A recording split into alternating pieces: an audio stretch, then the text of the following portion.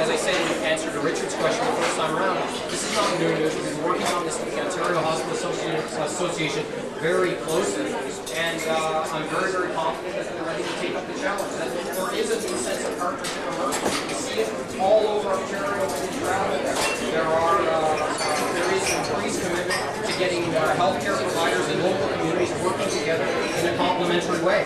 And to deny it would be wrong. I really encourage you to get out there and look for it. I've had tremendous opportunities to see it in Northwestern Ontario. In Southwestern Ontario, I'm going to Ottawa this weekend where there's been some really extraordinary stuff done. So the healthcare.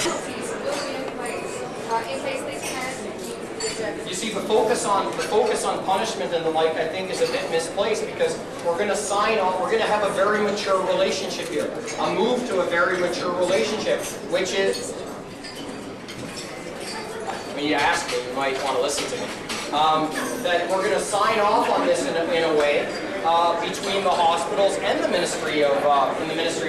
This is a new relationship. It's a contractual obligation, and rather than focusing on the penalties, I'd rather focus on the good behavior that it's going to promote. 10% is unsustainable. What are we talking about reasonably? Well, the budget, the finance minister is going to have a lot to do with it, and we'll have to wait.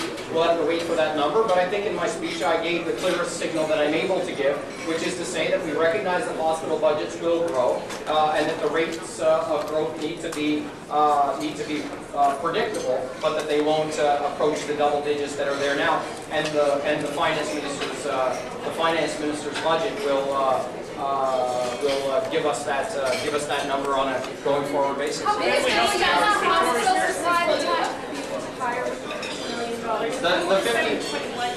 The $50 million is not about hiring the 8,000 new nurses. It's about stabilizing the existing system for nursing in this province. I have been clear on this. I have said repeatedly, and I will say to you very clearly now, that the current situation, the foundations of nursing in this province must be rebuilt. And our first priority is to improve the circumstances for those nurses that are in the system now. They are being worked to death. They are being prevented from exercising their full opportunities by being given full-time employment.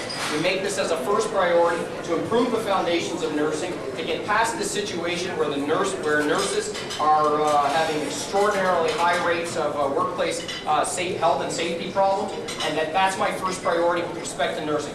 Change the foundations, rebuild the foundations, and improve the situation for those thousands and thousands and thousands of nurses that are in the system now and being deprived of the full-time opportunities to provide stability for our healthcare system and stability for their lives as well. How do you convince more doctors? The 700, what we acknowledge in the speech would be people should be reached. The federal health support money, how much is that? I think right at the outset, would be ill-advised to do so, but way more importantly than that, but I'm incredibly strengthened. All right. And that he was making a priority, and I'm actually glad that he said something, and I'm glad what he said in his speech and everything, and how he said it, and how he wanted to make it top, and all that. Just so happy for that. Are you excited? How do you feel being singled out as being his hero? And being a hero for Ontarians and for Canadians? I feel that's great. He's my hero, he's my friend, and that's why one of the reasons why I came up and dressed up like this. And I'm just glad that So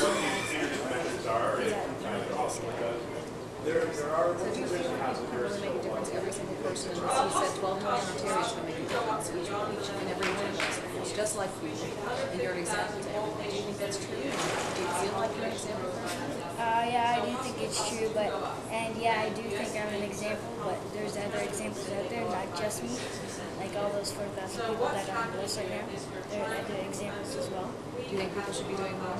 Yes, I think there should be way more than just doing something. They should do more than they already did. Thanks. Okay, you guys going to be here for a while? Like, are you leaving? When are you leaving? I think we're leaving. You ready? Okay. So, hold on. I thought we were ready.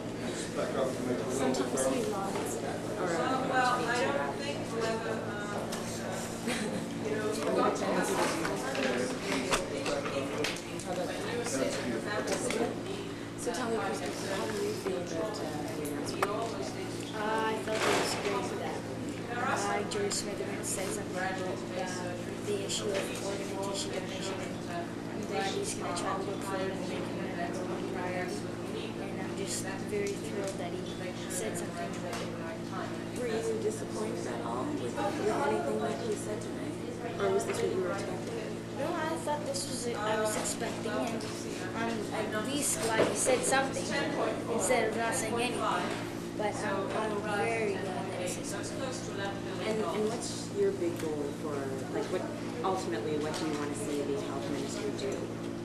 I want to make him see everybody, like George said, he wants, like, when everybody's born, they're getting put on the list already. And then when you're 18, if you want to get taken off, you can get taken off. But see, if you, like, die between that age, you have to donate your organs no matter what.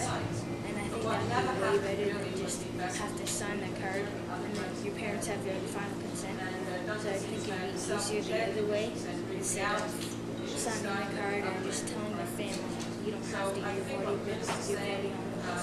Excellent answer. Anything else you want to say? Well, my usual sayings. Please don't take your organs to heaven. God knows we need them here. And please tell your family and friends to sign those cards to save the 4,000 men, women, and children that are on the list.